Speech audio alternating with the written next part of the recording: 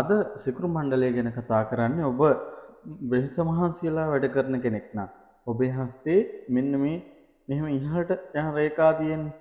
ඒකෙන් තමයි ඔබ වෙහෙස මහන්සියලා වැඩ කරන කෙනෙක්.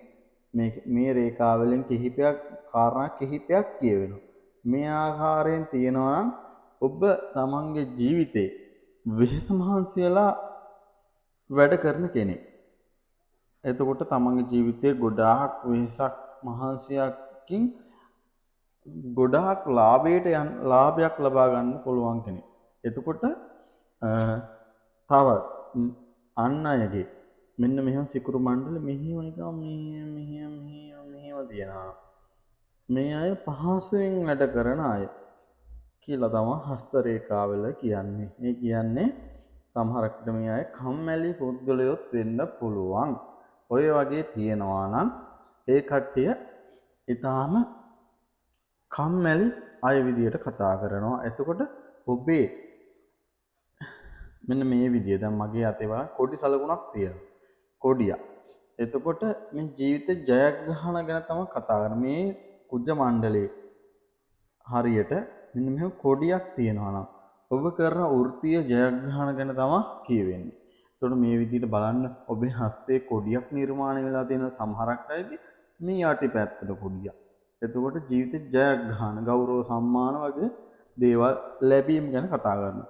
එතකොට මෙහෙම තියෙන අය මේ ගොඩක් උත්සාහ කරන අය තමයි. එතකොට ජීවිතයේ උත්සාහය මත සාර්ථක වෙන අය සිකුරු මණ්ඩලයේ මේ විදිහට පිළිහිටලා තියෙනවා. ඔබේ හස්තේ සටහනක් බලන්න.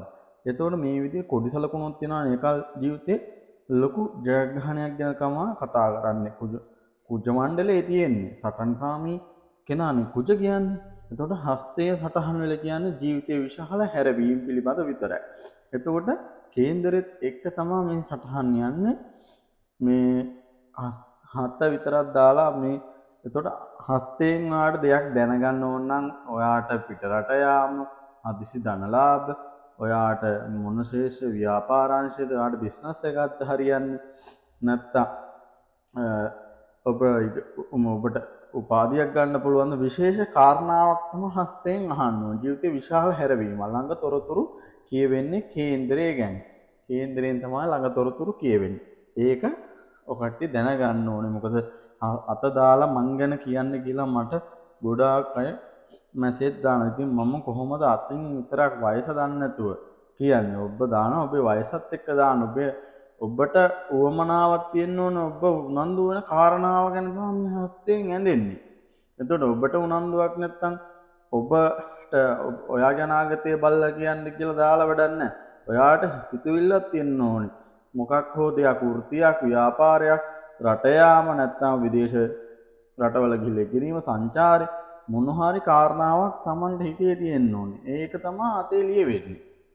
එතකොට නිකන් දාන්න එපා අතින් මේ මං ගැන බලලා කියන්න කියලා. එහෙනම් අපේ ජ්‍යොතිෂය හස්ත රේඛා එක්ක තමයි යන්නේ. මේක තමයි මට කියන්න උනේ.